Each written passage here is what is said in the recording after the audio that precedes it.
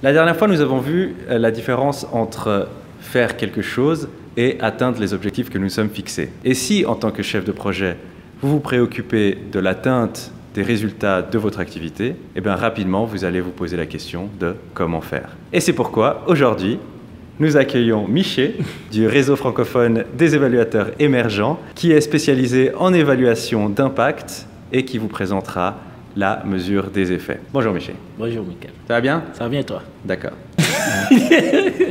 Alors parle-nous un peu de toi. Je suis le co-coordinateur du réseau francophone des évaluateurs émergents. Là, je suis en train de finir mon doctorat en administration publique à l'ENAP de Québec. J'interviens également comme formateur pour le programme international de formation en évaluation du développement.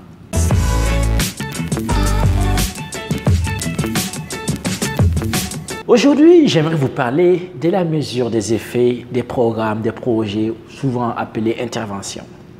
Imaginez par exemple qu'un programme intervient dans une zone bien spécifique et est censé baisser le taux de criminalité sur une période de 3 ans. Au bout de 3 ans, l'on peut se rendre compte éventuellement qu'il y a une forte baisse du taux de criminalité dans la zone identifiée. Mais est-ce que cette baisse est essentiellement liée à l'intervention précise? Je ne pense pas. Dans l'évaluation des projets et programmes, il y a des techniques qui ont été développées pour nous permettre éventuellement de mesurer l'effet d'une intervention.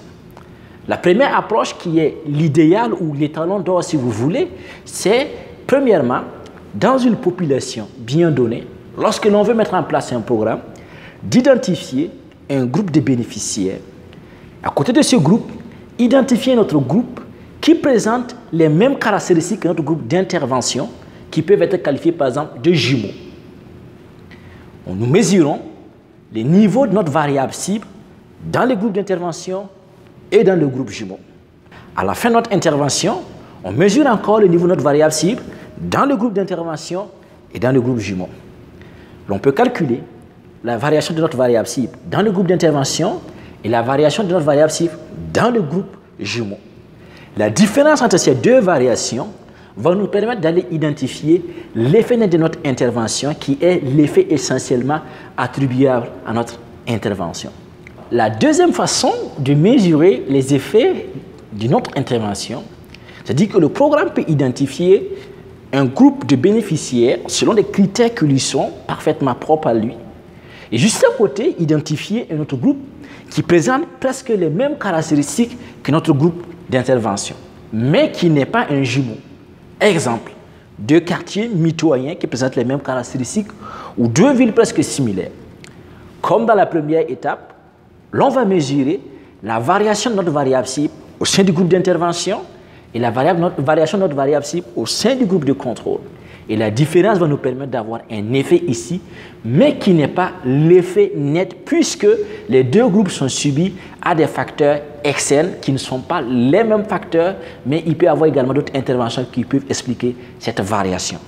La dernière façon, c'est qu'éventuellement, l'on peut ne pas identifier un groupe de comparaison, juste mesurer le niveau de notre variable cible au sein du groupe d'intervention ou du groupe de bénéficiaires avant la mise en œuvre du programme et après la mise en œuvre du programme et faire une différence.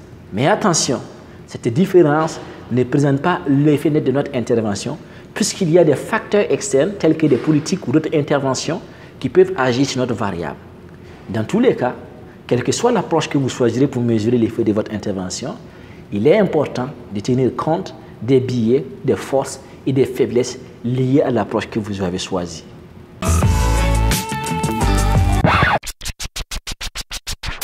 Et qu'est-ce qui te plaît dans l'évaluation? L'évaluation, pour moi, c'est une passion. Je dirais que c'est une passion qui s'est développée au fil des années.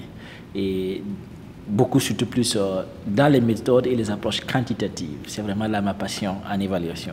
Donc quand tu dis quantitatif, tu parles de statistiques? Je parle beaucoup plus d'utiliser vraiment des statistiques pour aller chercher à mesurer de manière précise les effets d'une intervention à l'aide d'outils, par exemple, qui ont été développés et qui nous permettent éventuellement de pouvoir mesurer, quantifier les effets de nos interventions.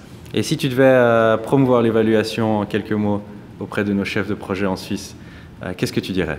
Je dirais que si vous avez besoin d'une boussole pour vous conduire dans la performance de vos interventions, l'évaluation est un outil incontournable.